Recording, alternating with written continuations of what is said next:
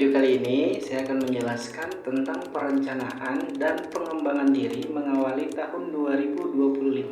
Sebelum kita lanjut di dalam videonya, saya akan menjelaskan dulu apa itu perencanaan dan apa itu pengembangan diri. Apa itu perencanaan? Perencanaan adalah proses untuk menentukan tujuan yang akan dicapai, bagaimana, kapan, oleh siapa. Nah, perencanaan juga bisa disebut proses untuk mempersiapkan kegiatan-kegiatan yang akan dilaksanakan untuk mencapai tujuan tersebut.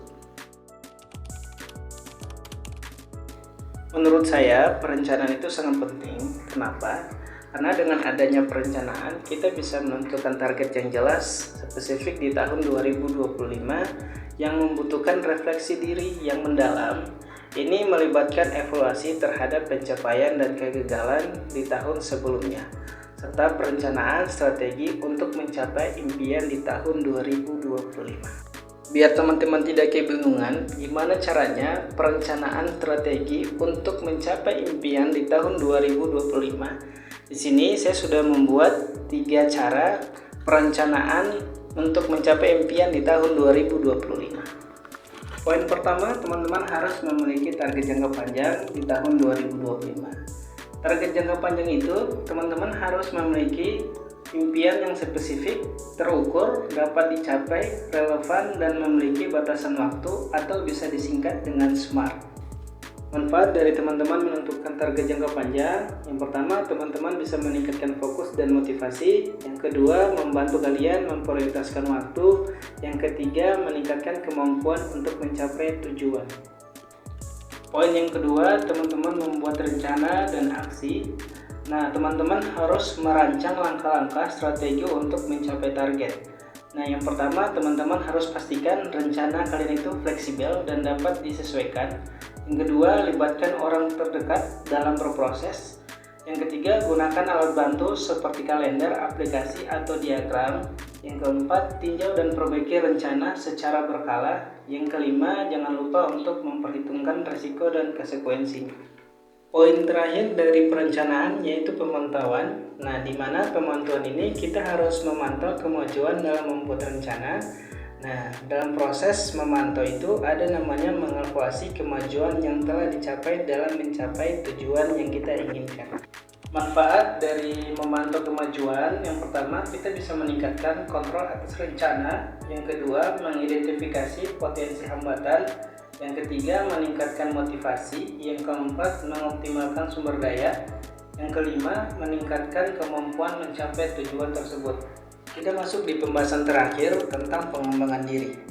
Pengembangan diri ini sendiri adalah proses peningkatan kemampuan, pengetahuan, dan keterampilan pribadi untuk mencapai tujuan dan meningkatkan kualitas hidup. Ada 3 poin penting di dalam pengembangan diri. Yang pertama, kembangkan keterampilan baru atau fokus pada pengembangan keterampilan yang relevan dengan tujuan. Cara mengembangkan keterampilan baru: yang pertama, teman-teman harus fokus pada keterampilan yang paling dibutuhkan. Yang kedua, belajar secara terus-menerus. Yang ketiga, praktekkan keterampilan baru tersebut. Yang keempat, jangan takut gagal. Yang kelima, evaluasi kemajuan secara berkala. Poin kedua dalam pengembangan diri yaitu menjaga keseimbangan kehidupan. Ini berarti mengatur dan mengelola waktu, energi, dan prioritas untuk mencapai keselarasan antara berbagai aspek kehidupan.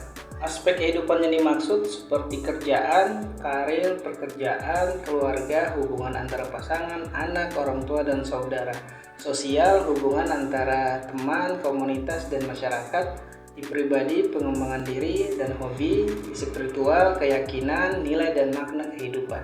Manfaat keseimbangan kehidupan ini, teman-teman bisa meningkatkan kepuasan hidup, mengurangi stres dan kecemasan, meningkatkan produktivitas, membuat keputusan yang lebih baik, meningkatkan kualitas hubungan, membuat hidup lebih seimbang dan harmonis. Poin terakhir dalam pengembangan diri yaitu pengembangan relasi.